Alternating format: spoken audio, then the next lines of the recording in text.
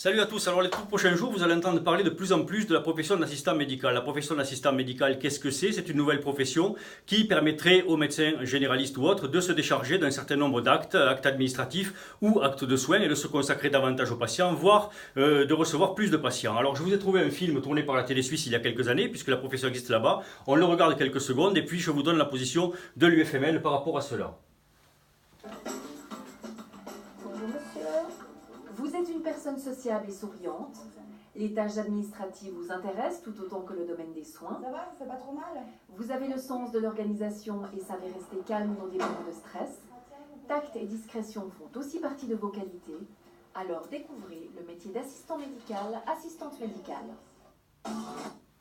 Alors vous l'avez compris, c'est une publicité, on peut penser qu'on en aura beaucoup en France les jours prochains, si jamais cette mesure se crée. Les syndicats sont globalement tous d'accord. MG France en a donc parlé à la ministre et MG France nous dit qu'ils sont partis sur le modèle de l'assistant dentaire. Alors on rappellera juste à MG France que pour les dentistes, la profession d'assistant n'est absolument pas subventionnée. Les syndicats donc tous disent banco et attendent un financement rapide. Nous, on est un petit peu gênés à l'UFML par ce côté de subvention, parce qu'on voit bien que la profession médicale depuis des années s'étiole et perd son attractivité à force d'être de plus en plus liée aux tutelles et de plus en plus administrée. Et on se dit que si l'on donne 50 000 €, c'est quand même une somme pour 2 médecins pour financer un poste d'assistant, quelle va être la contrepartie, quelle va être la contractualisation? De plus, on se dit aussi que ces professions sont des professions qui demanderont une formation, sans doute de quelques années, et que 50 000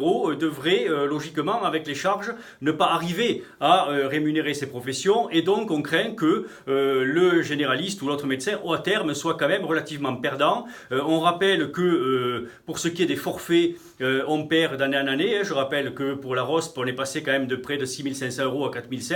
Il y a donc une rupture un petit peu de contrat qui se met en place. Quel sera cela de même pour le poste d'assistant médical? On préférerait largement que l'on donne au médecin la possibilité d'entreprendre et la possibilité donc de financer par lui-même, par ses fonds propres, par les tarifs qu'on lui donne, le poste d'assistant médical. Parce que là, au fond, on est dans une profession qui voit ses tarifs bloqués depuis des années et comme elle n'arrive pas à financer une secrétaire ou un poste d'assistant médical, eh bien, on demande une subvention pour l'obtenir. C'est un petit peu ce qui se passe dans l'agriculture avec des tarifs qui sont bloqués et donc des subventions qui amènent aux agriculteurs la possibilité de développer leurs exploitations, mais qui n'empêchent pas les drames qui se développent de plus en plus dans ces professions, drames qui touchent aussi la profession médicale. Alors, après cet aparté, donc, juste pour dire que, encore une fois, l'UFML veut que l'on redonne de l'attractivité à la profession médicale, que l'on donne des tarifs à la hauteur de la responsabilité et des missions des généralistes, et pas des subventions qui risquent encore une fois de devenir des boules aux pieds et de donner un soin qui sera dirigé